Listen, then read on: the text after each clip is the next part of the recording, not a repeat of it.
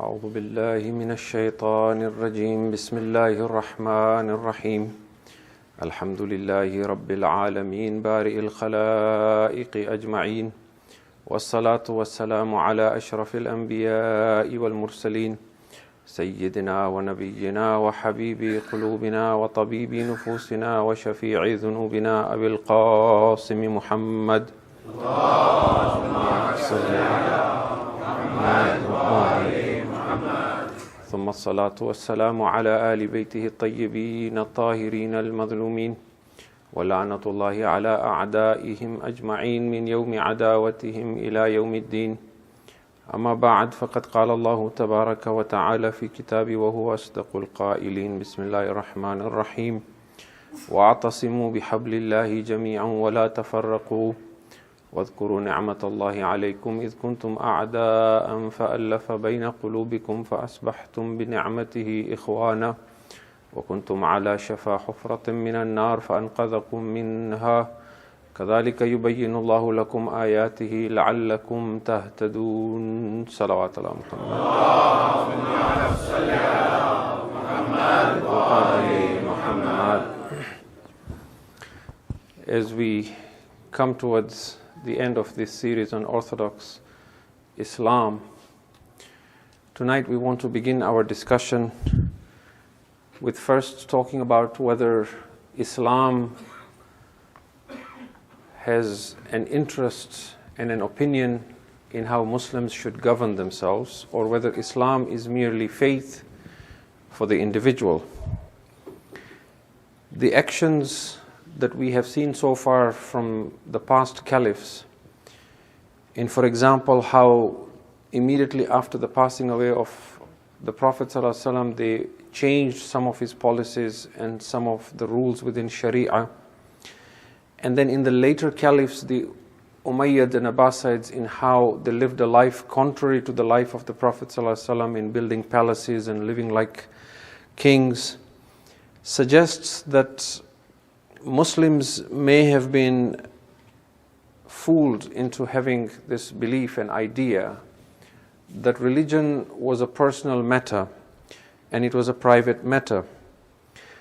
The government of all these different periods was seen as supporting Islam and upholding its values by building mosques and by providing social services. But in reality, Muslims and Islam was used for their own intentions and growth.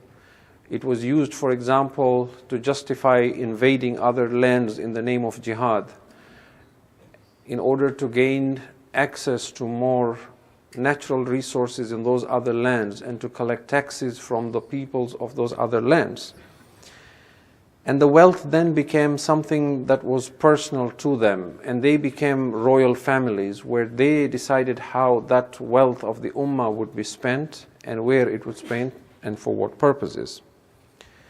Now, this continued on, and we see this to this day in a lot of dynasties that exist in the Middle East, which on one hand present themselves as the guardians and the custodians of Islam and its holy sites, but on the other hand use the wealth of the land as their personal wealth, and they are the royal family above everyone else. In the early dynasties, because there was no oil, therefore they relied on these resources and land invasions and so on to collect taxes and so on for their wealth. When the Ottoman Empire collapsed in 1922 and the Khilafat came to an end officially in 1924, a few years after, in 1938, oil was discovered in what is today Saudi Arabia. It was first discovered in an area called Dammam, that is today's Dhahran. And this now became the black gold, and so it merely shifted from the Turks having that sort of a control over Muslims to now others in the Middle East, in the name of Saudi Arabia, for example, having access to this enormous amount of wealth, and now taking that wealth to put themselves in a position where they now speak on behalf of Islam, even though their ideology represents a very small minority of Muslims. What we have tried to show in all these previous nights is that the reason why Islam spread so quickly in the world is because Islam was not taught and spread as a religion for the individual. It was not taught as a faith for one individual who seeks higher realization, but rather it was spread as a religion for the community. Salvation was not being offered as an individual salvation, but as a communal salvation. And there are many, unfortunately, today as well amongst the Muslims who still believe that Islam has nothing to do with politics, and there is a complete separation of, so to speak, church and state, and that these two have nothing to do with each other. As an example, the first Prime Minister of Iran after the revolution of Iran in 1979, Mahdi Bazargan, he was an individual who held this opinion that the purpose of the mission of all the prophets was to teach people about the afterlife, to teach people how to become more spiritual, and to teach people about God. But Islam was never meant to teach people how to govern themselves and how to manage their own affairs. And so it was not necessary for people to turn to the Quran to discover, for example, the laws of science or how to govern themselves or politics or economics and all such matters. For all such things, he argued that Muslims, just like non-Muslims, should rely on what he called collective reason. And then this idea has now been promoted further by individuals like Dr. Surush and others that you may have heard from. But what we are arguing is that the idea that Islam was meant to inspire only the individual for higher spirituality, but never to define the framework of governance in a political system, is against the obvious reading of the Quran. Now, I want to share some evidence of this from the Quran. First of all, it is naive to believe that spirituality can be attained without giving any attention to how one governs oneself in this world and without any religious regulation. Let us take a very simple example. Supposing we run a government and a society, and because of what people want, our collective reason determines that our society, as a democratic one where we use collective reason, should allow the existence of casinos and nightclubs and other such places, because this promotes freedom, this promotes human rights, and this is good for job growth and economy. Now, can we still believe that this decision that was the result of collective reason will not have any impact on the spiritual growth of the individuals who live in such a society? So we begin to see that collective reasons will make decisions based on the physical needs of people, without paying attention to the spiritual need, but there is an inextricable connection between the two. Furthermore, if religion is personal and spiritual growth is only for the individual and not for the society and the community, then why does Islam prohibit monasticism? If you look at, for example, chapter 57, verse 27, there is a very clear condemnation of rahbaniyya, and what the Christians did in setting up monasteries where people who sought higher forms of realization and spirituality isolated them from themselves from society to seek this spirituality. Islam condemns that. Why does Islam insist that there is greater reward when you engage in acts of worship in a communal basis, as a community? Why is there more thawab to pray salat in jama'at, when the fact of the matter is you can concentrate more and focus more if you pray alone at home? Why is there such emphasis on Hajj, for example? Why does Islam talk about the obligation to fulfill things that fulfill social needs, like paying the mandatory zakat, for example, or prohibiting usury, for example, riba?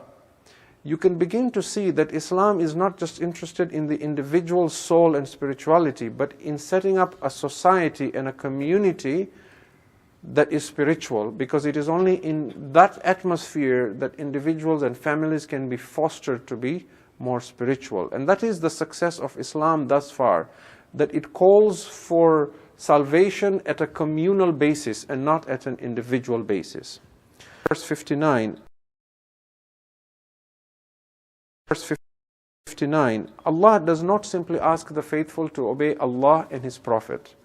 He says, "Ati'u Allah wa ati'u Rasul wa ulil amri minkum." Obey Allah and obey His Messenger, and obey the one vested with authority amongst you. Right here then we see that Allah wants someone to be obeyed even after the Prophet. In chapter 5 verse 55, where He talks about who is your guardian, "Innama waliyukumullah," your guardian is Allah and your guardian is the Rasul, and then there is a description of who your guardian is, the one who establishes prayer, the one who gives zakat while he is in ruku. So again, once more we see that the idea of wilaya and wali is being extended beyond Allah and His Messenger. And therefore the argument that the Prophet was only a messenger and he came and revealed and delivered a message and went away, and now Muslims have to use their collective reason, does not seem to agree with the Quran thus far. It seems to be calling for some sort of a guardian. The Quran also doesn't just guide in matters of hereafter and spirituality. In Surah Al-Baqarah, chapter 2, verse 213, it says that this Quran has been revealed as well, that it may judge between the people in matters concerning which they differ. لِيَحْكُمَ بَيْنَ النَّاسِ فِي مَا اخْتَلَفُوا فِيهِ. So now the Quran is also being used to settle disputes and discord between people. So again we see it is not individual. And then in Surah Al-Hadid, again chapter 57 verse 25, Allah says that He sent apostles, He sent messengers, He sent rusul, and with them He sent the book and the balance, the mizan, so that mankind may maintain justice. لِيَحْكُمَ النَّاسُ بِالْقِسْطِ. Now what you should note here is that it is not the Rusul who are supposed to maintain justice. He sent the messengers with the book and the balance so that people may establish justice. So people are now being asked to establish a society that is just. And then again we see that if Allah had no opinion in how people govern themselves, then He wouldn't, for example, have said in chapter 2, verse 205, condemning those who have authority and are unjust. He says, those who, if they were to take authority, they would cause corruption in the land, and they would ruin the crop and the stock, and Allah does not like corruption. He's talking about people who, if they were given authority, they would cause fasad on the earth. So you begin to see that there is this constant theme again and again. Those who have faith are being told that be maintainers of justice. Kunu qawwamina bil qist. Even if it is against your own selves. Walau ala anfusikum. This is again in chapter 4, verse 135. And then I mentioned this verse before in one of the previous nights in Surah Al-Ma'idah, chapter 5, verse 8, where Allah says, وَلَا يَجْرِمَنَّكُمْ شَنَآنُ قَوْمٍ عَلَىٰ أَنْ لَا تَعْدِلُوا اِعْدِلُوا هِيَ أَقْرَبُ لِلتَّقْوَى. Do not let your hatred for other people drive you to become unjust. Be just always. That is closer to being God-weary. So there is this constant thing about justice. And then finally in chapter 11, verse 85, Allah says, observe fully the measure and the balance with justice, and do not cheat people of their goods, and do not act wickedly on the earth, causing corruption. So we begin to see that the Quran now ties the individual salvation and success in the afterlife directly with upholding just and God-conscious society on the earth. And that is impossible without acknowledging that there is some sense of Islamic politics, some sense of Islamic government, some idea of Islamic sociology, Islamic economics. And it is not merely faith and practice and worship and an individual salvation. Now, it is true that most of the verses of the Quran are not about laws, and most of the verses of the Quran talk about spirituality and the afterlife and calling towards God. And the fuqaha tell us that there is about 500 ayats of Quran that are called ayatul ahkam, verses on the laws and the sharia. And in a Quran that is over 6,000 plus verses, this is a small number. But this number as well is very still very supportive and significant in suggesting that there is sociopolitics and science in the Quran, and that Islam does care and does have an opinion about this. Now, we have mentioned last night that where Muslims failed was in striking a balance between one extreme and the other extreme, between reforming Islam and reviving Islam, between that, so to speak, Mu'tazili leaning and Ash'ari leaning, between wanting change in a very liberal manner and modernity versus being very strict and literal in interpretation of the Quran. And the solution lies in between, in trying to extract and plumb and mine from the Quran principles on whose basis a society can be established that can still adopt modern ideas without being disloyal to the values of Islam and the Sharia. So for example, if we were discussing in modern times the establishment of a government, and we were trying to decide, should this government adopt democracy or communism or socialism, or should it be a theocracy and a religious and an Islamic republic and so on, we can still talk about having some sort of collective reason that will argue and say, for example, in a country like Iraq, the majority are not Shia, so you can't potentially set it up as you set it up in Iran. Or in another country, Muslims are, for example, a minority, so you can't set it up in that sense as well. So that collective reason of how should we govern ourselves can still be there. But along with that, there could still be this idea that we don't jeopardize the principles and the primary mission of the prophets who came, because their primary aim was for humanity to attain salvation. And as we have said, Islam's mode of trying to give human salvation is collective and is communal. Now, I want to now jump to another subject here that is related to this, to say that when we look at society today, we find that our societies are absent of God. God has become a private matter in all faiths and religion. You will see yourselves as well when you go out to work in the corporate world, when you work outside, you hesitate to talk about religion and God, isn't it? Because people look at you funny. The moment you talk about God, they think of you as being a zealot or a crusader or a jihadist or somebody like that. You might be talking about the love of God, but it is no longer acceptable to talk about religion. On the other hand, there is, in this godless society, there is a lot of a sense of individualism, and science is considered to be God. There is a lot of faith in science and what it provides us and what it discovers. Now, for most people, religion now plays a very small role. A lot of people you will meet, for example, may have been born to Christian families, and they might tell you, I'm spiritual, but I'm not religious, or I don't follow organized religion. There is a history of how science came to be so important in our lives, and religion came to be so insignificant in human societies, and particularly in Western societies. There was a time when Muslims were the leaders in science. And then, as we said last night, because of their backwardness in thinking, refusal to learn foreign languages, refusal to use the printers to print their books and so on, they were taken over by the Europeans, and the Europeans now became the masters of science and invention. In Europe, there was a history of the church persecuting scientists. You've all heard, for example, of the Roman Catholic Inquisition and so on. And eventually there was a backlash that led to this separation of church and state. There was a time when people always believed in God. And in fact, if you read the history of natural sciences, you will see that the early scientists in Europe were actually very religious people. Right? Nobody would normally pay you most people would not accept even any sum of money as wage to go out and stand in a lightning storm and fly a kite with a key just to, try out some scientific experiment. But a lot of these people who were inventing things, their motive was the same as that of the Muslim scientists. They wanted to prove the power of God. They wanted to prove what they found in the Bible. They wanted to prove through those scientific discoveries that God does exist.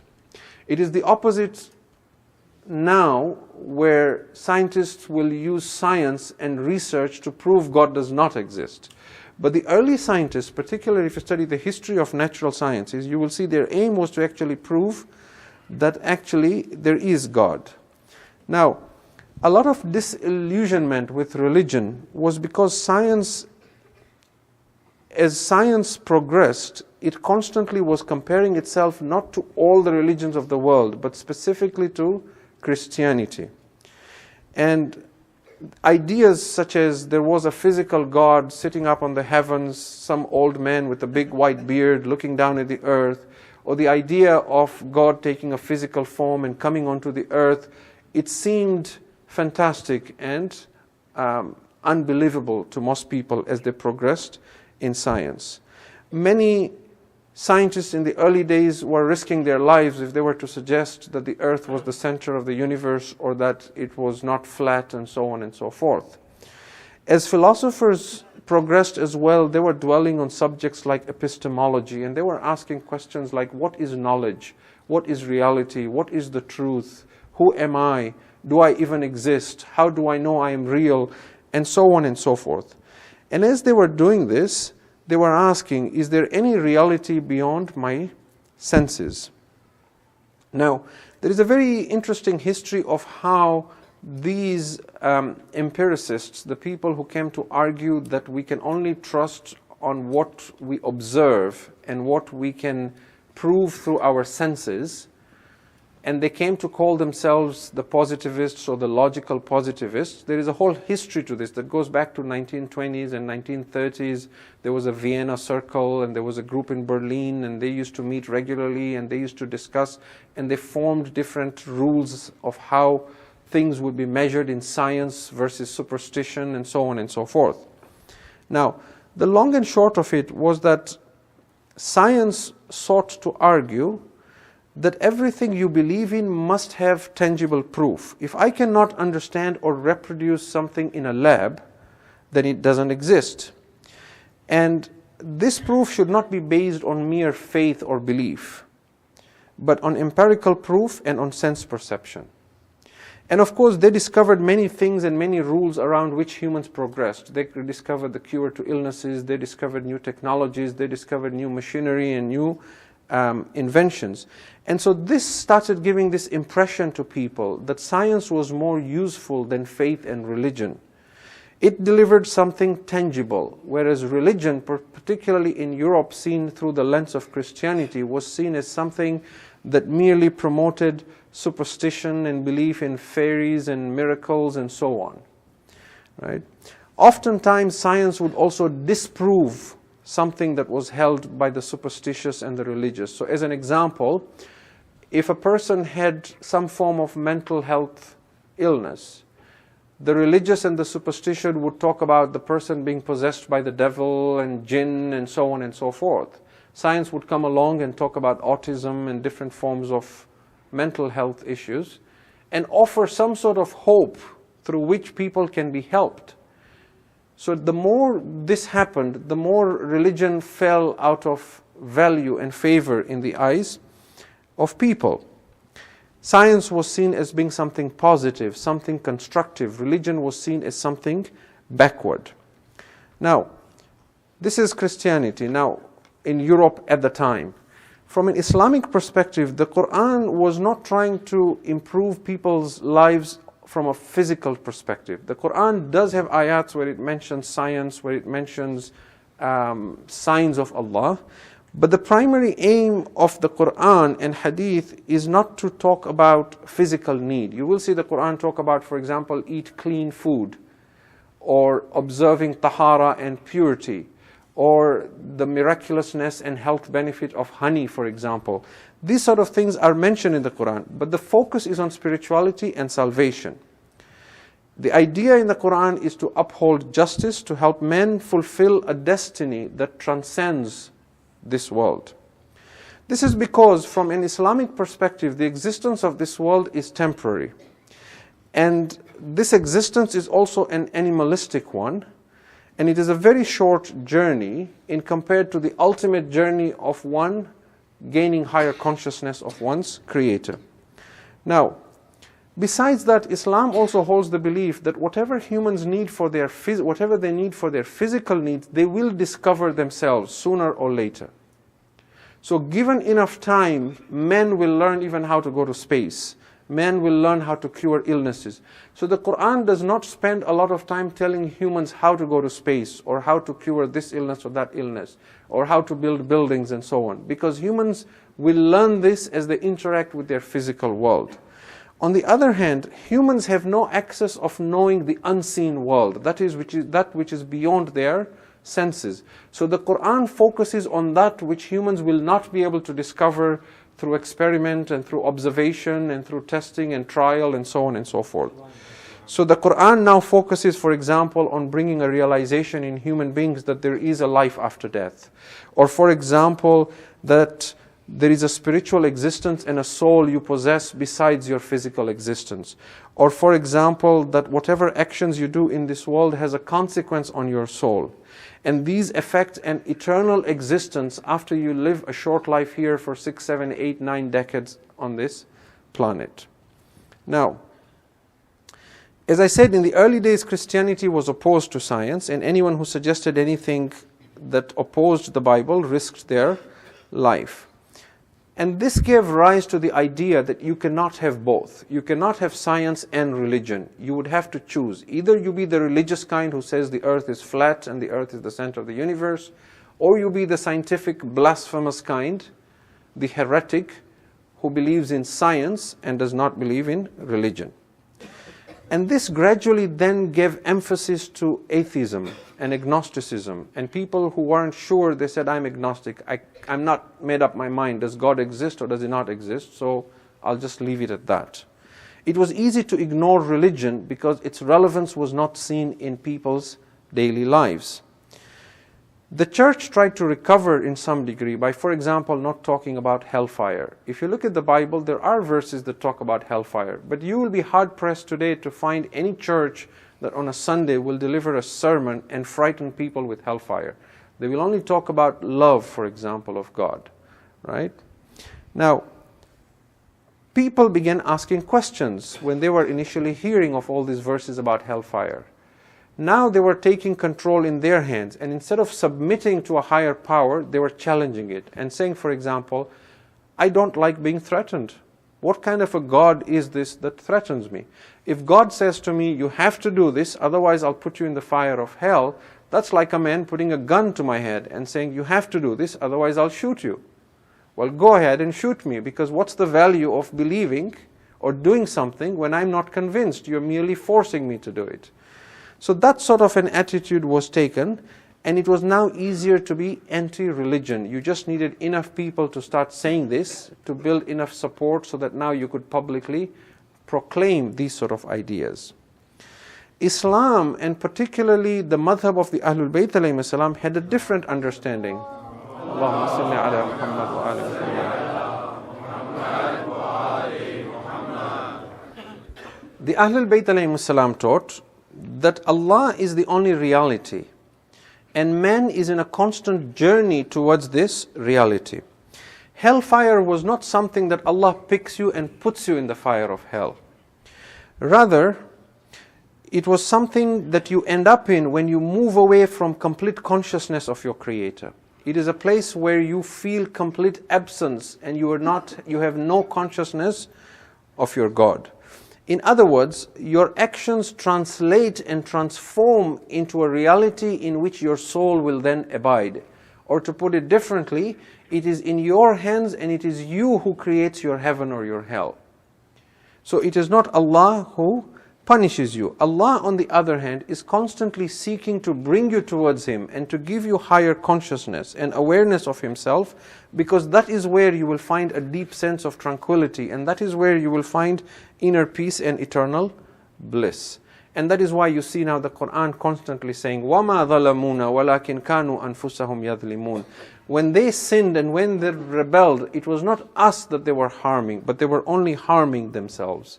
And there are other verses of the Quran where Allah says, we will give you nothing but your actions back to you on the day of judgment. And we will say, this is what you did. So Unfortunately, this perspective of religion, this idea of God, was not present. There are some groups in Muslims, such as the Wahhabis, who subscribe to an anthropomorphic idea of God, that God is a physical existence, that He is physical and every Thursday night He comes down and so on and so forth. But for the most part, Muslims do not believe in this idea of tajassum.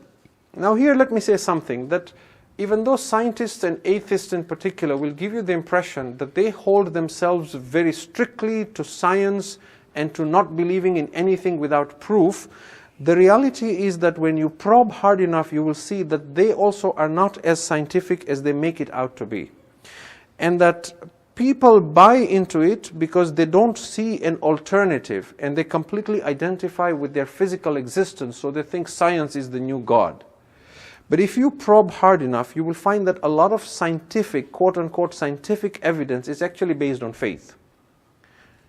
Perhaps I'm putting it too simplistically, but just this morning I was looking at an article that was saying what is the difference between religious faith and scientific faith. And the person was trying hard to argue that scientists and atheists don't go along on the basis of faith. He said, well, religious faith is like when you as a Christian say that Jesus was born of a virgin birth, which is impossible. Or when you as a Muslim say that the Prophet Muhammad went up to the heavens on a horse that was winged, for example. He says there is no way for you to prove this. So it is just based on faith. But science, when they say the grass is green, they explain why it is green. When they say the stove is hot, they can explain why it is hot. Now, here there is a very unfair comparison because these are very simple things that don't require tremendous amount of scientific proof. But supposing a scientist tells you things like, we found ice on a planet that is billions of light years away. You now believe this and you don't question it at all. When the Quran talks of a miracle, you say, I wonder if that actually happened. But a scientist tells you billions of light years away, we found ice on a planet, you don't even doubt it for a moment. Because we have all bought into this idea that science is right and everything else is not as accurate as science. A lot of scientific experiments is only based on studies and trials. So let us take an example. A scientist or a researcher will take a small segment of the human race, maybe 2,000 people, make them drink coffee for 6 months, and then conclude that coffee is very good for you. It is an antioxidant, and it actually reduces heart disease. Now, of course, coffee is addictive as well. It's got caffeine, it's a drug. So there's all the more reason why I wouldn't want to question that. In fact, I wouldn't want to know more if this is potentially a lie, because this is exactly what I want to hear. But supposing now I start asking questions, who funded this research? Was it that coffee company? The one that makes millions by selling coffee, for example? And did you eliminate all external factors that could have interfered with the results of this study, such as the gender of the participants, their age, their medical history, their genetic disposition, the type of coffee you used, and so on and so forth?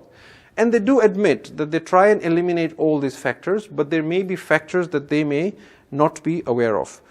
So science, when it defends itself, what it says is, it says when we tell you something as a scientific truth, it's just a conjecture. It's our best guess at this point. And we are constantly experimenting again and again. And when we have a better conjecture, we will replace it with another guess that we think is better. And that will be the new scientific truth. And therefore, when I tell you as a scientist, this is the truth, I leave a door open to say I may be wrong. But if I correct it, you will have the same level of conviction on the new truth that that is true. And so I can go back and forth every day and tell you this month coffee is bad, next month coffee is good. This month eggs is bad, next month coffee is bad.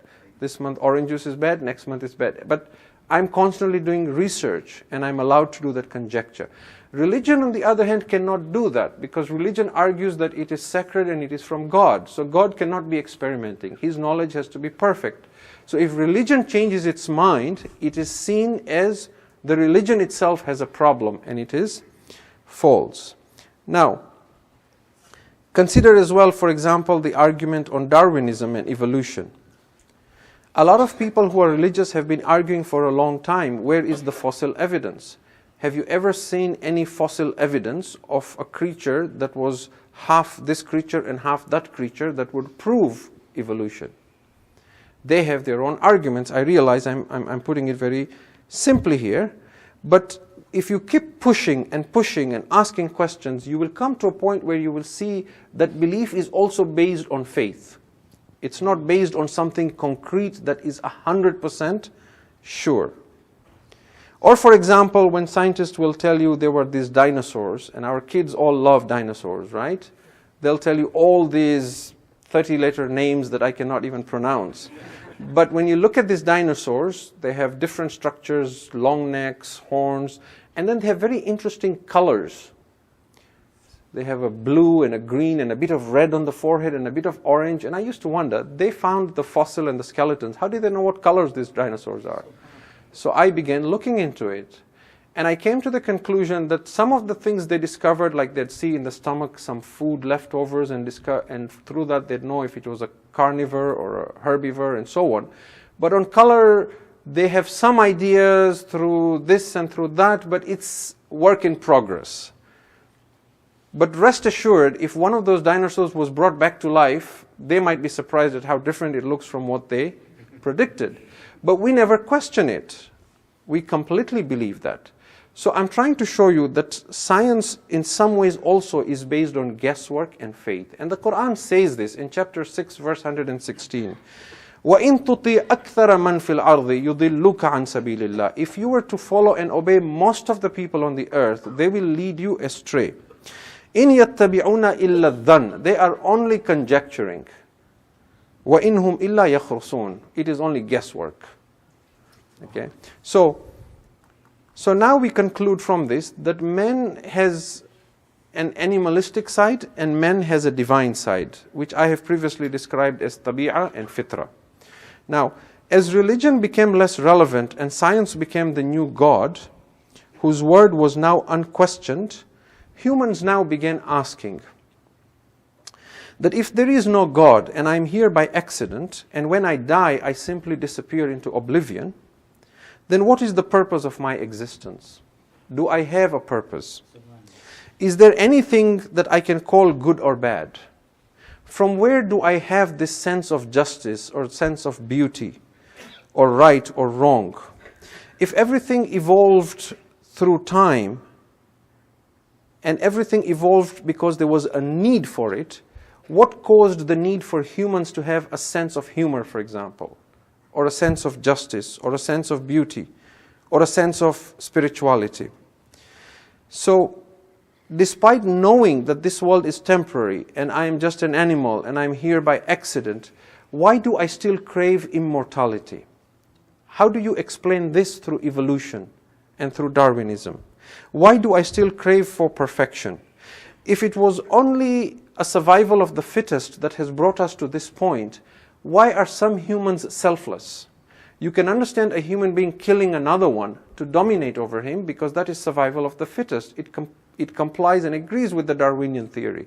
But when a human being is willing to cut his own body open and donate an organ or give blood, how do you prove that through Darwinism and evolution? That is completely contrary to the idea of survival of the fittest. Where did this notion and idea come into humans? So, if people were to obey, there is yet another example.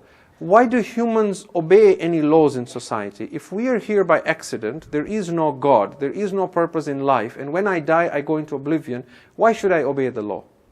They say you should obey the law because that is the only way a civil society will exist. So for the good of the whole society, I agree to obey the law, you agree to obey the law, and as we obey the law, we can then have a society. So now we ask from that, if there is no good or bad, and we obey laws only to uphold civility in a society, is it okay for me to steal or to harm someone if I know I'll get away and it won't change society? Supposing I walk into Walmart and I sneak out a chocolate bar and I eat it without anybody seeing. It doesn't change anything, right? Because there is no accountability. Once I die, I disappear. It's oblivious. And how does that change society? And everybody starts thinking like that, and then it degenerates. Now, so humans now began feeling purposeless. Once they left religion, science became God. Science began promoting atheism. Now humans started feeling dejected, purposeless, depressed. Why should I even live? So now they turned their attention to their physical existence and to materialism and said, well, if I have to live out this purposeless life, I might as well enjoy myself and indulge in every fantasy and desire that I can. So now life became all about the pursuit of pleasure and wealth and comfort and luxury and wanting fame and controlling others so that I always have the upper hand. So now the God of humans changed once more. That science that was God was now replaced by a new God, and this new God was now my ego. Humans now began worshipping their own selves, their egoic selves. And now my idol was my nafs, myself, my lower base self. Interestingly, the Quran talks about this as well, in two places. And in Surah Jathiyah, chapter 45, verse 23, it says, أَفَرَأَيْتَ مَنِ اتَّخَذَ إِلَهَهُ هَوَاهُ وَأَضَلَّهُ اللَّهُ عَلَىٰ عِلْمٍ. Have you seen him whose lust is his God? Whose hawa, whose base desire is his ilah, is his God. You can go up and look at this verse further. I don't wish to go into the detail of explaining it. But man's fitra, man's divine nature was still not agreeable to this. It still screamed that I don't want to be seen behaving like an animal whose only preoccupation is pleasure. If I'm going to be preoccupied with pleasure and greed and materialism, I want validation for it. I want to be admired for it. So now humans began conjuring statements to justify and feel good about it. They began saying about themselves, you live only once, so make the most of it. And now men began throwing out terms like human rights, freedom, tolerance, my democratic right, live and let live. Who are you to judge another? Individualism, diversity, equality. And truth now became liquid and subjective. And terms like chastity, modesty, piety, integrity were thrown out. I will define what is good and bad because I am now God. And right and wrong will be defined on my terms in society of what is human rights and what is freedom. Now, there was another reason why man had to conjure up all these terms, and they were so important to the godless men. The reason is because sometimes humans needed other people to sacrifice their lives for them. For example, I enjoy my life here, a materialistic life, but when there is war between my country and another, I need someone else to go out and sacrifice their lives for me so that I can continue living my existence. Salawat ala Muhammad wa ali Muhammad. I need everyone to move forward, please. Can you please stand up and take a few steps and move forward?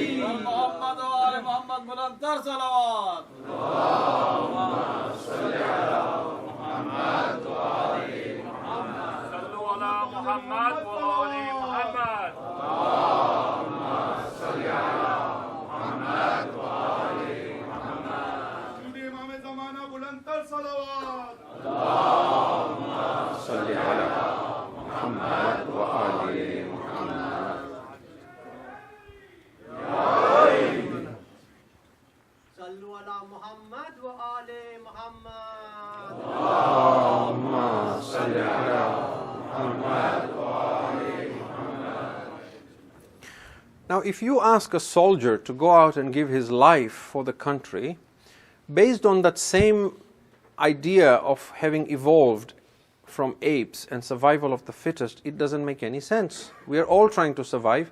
Why should I give my life for you? Why should I shorten my life for you? So now we began glorifying the idea of a hero. We began making up these things. On this hand, we believe there is no existence after life. On the other hand, we began saying that if you give your life, we will build a monument in your name. We will build a statue that looks like you. If we don't know your name, we will call it the unknown soldier. We will observe a 1-minute silence in your name. We will announce your name in public and name schools and institutions after you. We will carve your name on stone and put it up everywhere. Now, this still does not have an appeal to me, because once I die and I vanish, I don't get to see all this glory, because I no longer exist. So I don't get to relish that there is a statue somewhere that looks like me, or people are observing a 1-minute silence for me. So what difference does it make whether you do something in my name or you don't do it? Because I don't see it, so I don't get to know of it. So now man had to emphasize terms like human rights, democracy, freedom, hero, sacrifice, and hopefully that fitra in insan that wants fame, that wants glory, that wants to sacrifice, that wants freedom, that wants to be a hero, it will kick in and now say, well, I'll go do it and be a hero. Hopefully I don't die, but maybe have the best of the both worlds. Now here, when these terms were being thrown out, freedom, equality, tolerance, democracy, and so on, there was a trap that was being laid for those who are religious. You see, not every human being fell for this idea of there is no God. There were still those who were religious and believed there was a higher power and that there is life after death, and there is accountability, and that life without a purpose has no attraction to me.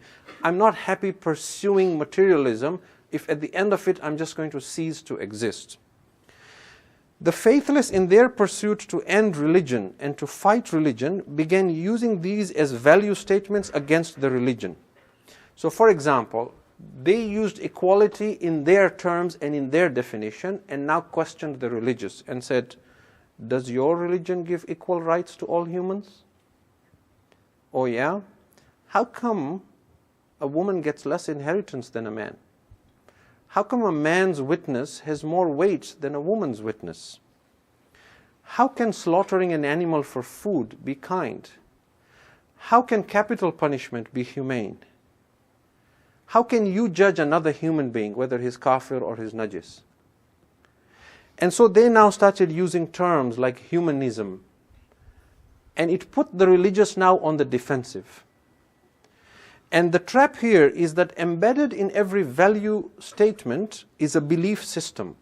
Liberalism has its own terminologies. Communism has its own terminologies. Socialism has its own terminologies. And in that same manner, Islam also has its own terminologies. Islam uses terms like ikhlas and iman and taqwa and halal and haram and taslim ilallah, submission to God, and ridallah, and so on. So now, when you are arguing with the atheist and talking about human rights or women's rights or whatever it is, are you talking about the same thing? You see, when you use terms like women in Islam, women's rights in Islam, Islamic feminism, democratic Islam, humanism Islam, this Islam, that Islam, when you're discussing this and defending it, you are already implying that in Islam, women are separate from men and they have been marginalized. And that in Islam, women, when the fact of the matter is that in Islam, women were oppressed before Jahiliyyah. Today, it is true that women are oppressed in some countries where the majority are Muslims, such as Afghanistan, for example. But that is not religion, that is culture. How do we know that? We know that because if you look at women in Egypt, or in Iran, or in Indonesia, or in Africa, where there are a majority of Muslims, you don't see that sort of oppression on women. If it was Islam, then the woman in Iran, or Egypt, or Indonesia should have been as oppressed as the woman in Afghanistan. So you have to then begin separating the two. Women will compete with men in these countries on an equal level for opportunities. The media has its bias in portraying that hijab, for example, is forced upon women and it restricts them, and that women don't have the same rights as men. So what we need to be cautious of first and foremost is that Terms like equality, human rights, etc., they are laden with belief systems. And the first discussion that you would need to have with someone who has a different belief system is that, what do you understand by the word freedom? What is human rights in your definition? What do you mean when you say humanism? And when you realize that it is fluid, and the model of the person arguing is one in which human opinion is first, whereas the model on which you're arguing, God is first, then a lot of these objections become meaningless.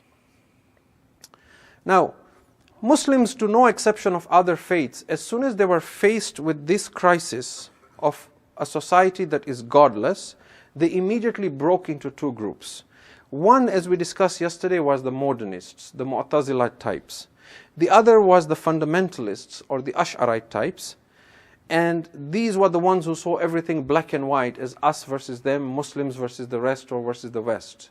Now, I want to very quickly talk about these two groups, and I don't know if I will cover everything tonight, but if I don't, I will continue on Monday. The modernists said, well, these statements that are being thrown at us, like feminism, humanism, freedom, empirical proof, bioethics, and so on, are good points, and we need to address these. We must show science that religion is actually better than science, and we can use the same arguments. So we are now going to start writing books to show that the Quran already talks about all these things, and that all the science discoveries and proofs you have, the Quran already talked about it before. But now there is a problem here. Science can change its opinion. So once you have argued that this scientific discovery is in the Quran, when science changes its opinion, then what do you say now about the Quran? Because now you are on the defensive, trying to prove something that you don't have to. Now, these modernists now were completely trying to align with the modern man that is godless, that is constantly bashing at religion. They now began saying that, well, we should only use the Quran as a guideline, but we should use our collective reasoning to identify the truth, so that we are still Muslims, but we conform to science and modernity. Let's interpret everything in Sharia as being relative, and the Quran is only a broad guideline. So that now I will define the intent and will of God, and I will say what the Quran is trying to say. Based on human rights, as Muslims, let's promote a vegan diet, for example. Based on equality, let's prove that Islam never wanted polygamy. Based on human rights, let us say that Islam never wanted us to fast more than X number of hours, because that is inhumane. Now that inhumane, you are defending it based on the understanding of someone who has a different belief system. And there was now a constant mantra that you hear nowadays that says, well, this doesn't make sense, that doesn't make sense. To the point that now, if it doesn't make sense, then don't follow it. Now, how can you say a mu'min is better than a kafir when the kafir is giving more charity than a mu'min? So we, in a sense, have disconnected ourselves from the sources, and now we are obsessed with trying to conform to these terminologies and values that have been imposed on us. How can a girl or boy be baligh at such a young age? It's not justice. Perhaps we got it wrong. So let's change our Sharia and our faith to conform to what society calls justice and humane. Allah says, لا يكلف الله النفس إلا وسعها. Allah does not try a soul beyond its capacity. So we're going to use this as a principle, and now we are going to decide what is beyond our capacity, and what is a burden and what is not a burden. So now we begin to say, I don't think my God would do this. My God does not allow this. The God that I worship does not say this. All these statements are true, but notice they are filled with the words my and I, my God, the God that I worship. So the question is, what is this God that you worship? Is it Allah or is it your ego? Because both could be the gods that you are referring to. And so we keep defining and redefining religion. And this now takes us on a slippery slope. And I will allude to this again on Monday when I talk about what I see as a prediction of where Islam will be in the West 20 years from now. if we continue along this path. The other issue with modernists and reformists is that the reason they failed to bring reforms, as we mentioned yesterday, is because in their attempts to bring reform, they felt that nothing was sacred. They could question Quran, Hadith, and anything in order to bring reform. And Muslims are very devout and loyal to their faith. They will not accept any reform or change unless you can prove that you still remain loyal to Quran, Hadith, and Sunnah of the Prophet. Now, very quickly, let's talk about the fundamentalists. When you look at any community, any center, any mosque, when they have a division and they break up, sometimes they break up for a valid reason. They break up because of distance, for example, and that is perfectly fine. Sometimes they break up because there is some administration issue or a disagreement on how to run the center. That as well we will not comment on. But sometimes the breakup is because of a fundamental difference and understanding of how we should practice our faith. When they do this, the first thing that happens is they separate themselves from the rest of the community. And then now labels are assigned where this group is pro this and anti this, and in favor of this and anti that. And over time and over decades, they now become completely two separate schools of thought.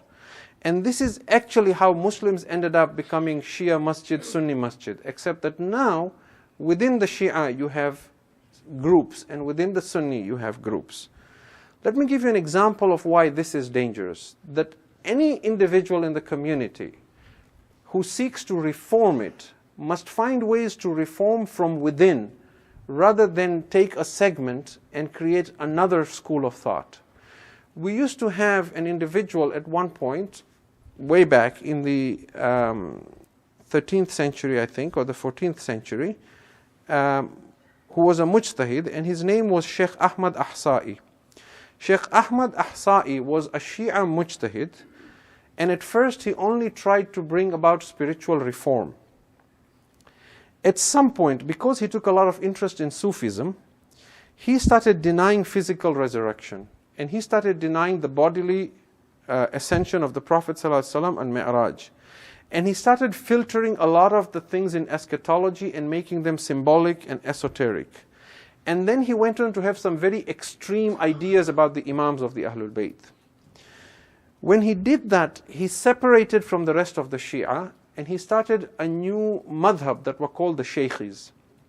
The Shaykhis, when Sheikh Ahmad Ahsa'i died, he was succeeded by another individual. He died in 1826. He was followed by Sayyid Kazim Rashti. Sayyid Kazim Rashti left instructions before he died to his followers, the Shaykhis, that when the Mahdi returns, these are the signs by which you can identify him. And after he died, these Shaykhis, who had now numbered 10,000, went out looking for the Mahdi. And they met a man who was called Ali Muhammad Shirazi, who now began describing himself as the Bab. The Bab meaning the door, and he said he was now the door to the Mahdi. And that sect now transformed again, and from Shaykhis a group broke out, and now they became the Babis. And they started following another individual. Over time they were persecuted, and they from them went and met another individual who now claimed to be the Mahdi. So now those then end up became the Baha'is. So you now begin to see that from the Shia Ithna Ashari, you have one individual who seeks reform, but then he brings in ideas that contradict the fundamental principles, and he brings in extreme ideas of the Ahlul Bayt. It breaks away and becomes a new sect. From that extremism of the Ahlul Bayt, they now leave signs of the Mahdi. Then there are extremists who go looking for the Mahdi, and when you're looking for something, you'll find it. So they go find somebody who says, I'm the Bab to the Mahdi, and the new sect is formed. And then from there they go now looking, and now they find the Mahdi himself. And the danger here is that when you set up a society that is completely taken in by only one individual, and there is almost this cult-like sense of worship of one individual, history repeats itself and it always follows the same pattern. That individual dies, the next person comes, he's not as charismatic as the first person, and it breaks away, it forms different sects, but it never makes any reform or change in the community, which was the original intention of that group that had first separated. So these are some of the things that we need to be cautious about. I want to summarize here and say that when we look at all these issues, the dangers of the reformists who are constantly trying to, for example, make faith acceptable based on terminologies that have been put forward by those who belong to another belief systems, as well as those who take on extreme ideas, basically swinging to this side versus swinging to that side. If you summarize the root of all these problems, there are 5 issues, and I want to mention them very quickly and then end. The first is that science and modernism has become religion for one group of reformists. The second is that blaming others and extremism has become Muslims' pet peeve, and now the leaning point for the other group, the revivalists or fundamentalists. The third thing we observe is this sense of inferiority complex. There is this deep-seated idea that we need the West in order to civilize ourselves. We cannot run our own schools. We cannot set up our own institutions. It is only the West that is civilized enough, and they and only they can teach us and educate us. We need European language, we need Western education, otherwise we are not seen as being civilized. So if you have a PhD in Urdu or Farsi or any other language, it doesn't seem to carry as much weight in our eyes. It has to be in a European language from a Western university. Even if that Western university has a school in the Middle East, we value sending our children to the West because our idea is that is the only place where you can find the quality of education. If a court in a Muslim country makes a decision, it's a kangaroo court. It has to be in the West before there is true justice that is given out. If someone speaks with an accent, then perhaps they are lesser educated and they're not as good as the person who speaks with the accent that is Western. Even if the person who speaks with an accent can speak 6 languages, whereas this person can only speak English. But these are remnants of colonialism that have stayed in the Muslim psyche, and it continues to stay there in that master-slave mindset. Kemal Atatürk of Turkey had tried this experiment. When he tried to modernize Turkey and force women to remove hijab and go out to work and remove Arabic script and replace it with a Latin script, and constantly trying to be part of the European Union even later, they never got what they want, and in the end there was only humiliation. خَسِرَ الدُّنْيَا وَالْآخِرَةِ. So there is this inferiority complex as well that we need to talk about. The other concern about Muslims today is that when Muslims talk about reform, they go through a process that I call veneer Islam, where everything is just superficial, outward, fake. There is no deep change in the ummah. There is an interesting article you will find about Pakistan if you go to the Dawn newspaper online. There is an article that says when Khuda became Allah. And there is this whole idea of how when the Saudis came to Pakistan, they began enforcing this way of how to become more Islamic. And the way you became more Islamic is you could no longer say Khuda Hafiz, you had to say Allah Hafiz. Why? Because Khuda was Persian, and Persians are of course not Muslims. So you now had to say Allah Hafiz. Of course, they forgot to emphasize that if you're going to say it in Arabic, then it is Allah Hafiz, not Allah Hafiz. But nonetheless, there was that push. And the article goes on to say that they went to all places in Pakistan to promote these ideas. And suddenly now Pakistan became Pakistan. And Punjab became Punjab. And the author begins to write this. He says, Punjab is made up of 2 words, Panj and Ab, 5 rivers, the land of 5 rivers. What is Punjab? But this became now the push. And now, I have never been to Pakistan, but apparently, depending on how a person says goodbye to you, you know exactly their religious leaning. If he says Khuda Hafiz, you know where he is. If he says Allah Hafiz, you know where he is. You say Allah Hafiz, you say, yeah, he's Wahhabi. Right? I don't oppose saying Allah Hafiz, of course, it is the name of God. But these are the kind of changes Muslims are thinking, that this is how we can be more Islamic. Shorten our clothes, grow our beards, right? And if you go online, we talked yesterday of Sar Sayyid. Sar Sayyid, he was knighted by the Queen. Look at his picture, you'll be amazed. Big cap, long beard, he looks like an Ayatollah, right? But he is Sar Sayyid. On the opposite, look at Sayyid Qutb. You will see a man with a suit and tie, clean shaven and completely westernized until his later life. So These are the kind of things that Muslims are struggling with. And then finally, religion has become free for all. And this will be a big part of my conclusion on Monday. I will draw parallels and show you that just like Judaism split and became Orthodox Jews versus the more modern liberal Jews, and Christianity gave up the laws of Moses and became a religion that spoke of goodness without Sharia, if Muslims continue the way they continue, they will end up in the same state. And history will begin repeating itself. What we want to say in conclusion is that Islam is not against the intellect and the use of the intellect. And inshallah on Monday I will show you the evidence of this, that the path of the Ahlul Bayt is not one where you just take the Quran and you forsake aql.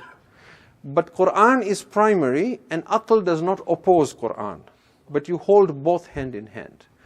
And what I will argue is that the dangers we face today and the solution to our problems as Muslims living in the West is that we have now adopted a policy where we feel we can cut ourselves loose from the ulama, the rightful traditional ulama, and we can figure things out ourselves going forward. And the solution is first to identify the qualities of the ulama that deserve to be followed, and then to show some subservience to them. Because what is happening is this sense of individualism where I want the opinion of everyone, but I am going to decide with help from Google what is right and what is wrong, and what I should do and what I shouldn't do on this issue. And this is in particular an issue that is plaguing societies in the West. And there are some examples that may be particularly relevant to us in Toronto as well, and particularly for the community whose ethnicity I belong to, the Khoja community. And so I want to, again, in the same manner of being respectful but candid, criticize some of the attitudes that we have as a community that is leading us away from Orthodox Islam. And that we need to regain and re-understand the value of what we have in terms of adala, imama, and that we have something very precious in our hands, that direct connection to imama through the tradition of the ulama. And the idea that, we do not wish to be patronized, and that we as Khojas have lived for centuries in Africa with our own people and our own local mullahs, and we have fared pretty well, and therefore we can take it from here on our own, is a dangerous idea. So there are people who don't have gold and have to go out looking for it. But there are people who are sitting on gold and they don't know they're sitting on it. The case of the Shia is the later, and that's what I wish to, inshallah, highlight and present in whatever time I will have, inshallah, on Monday when I make a conclusion to this subject. If you can recite a salawat ala Muhammad.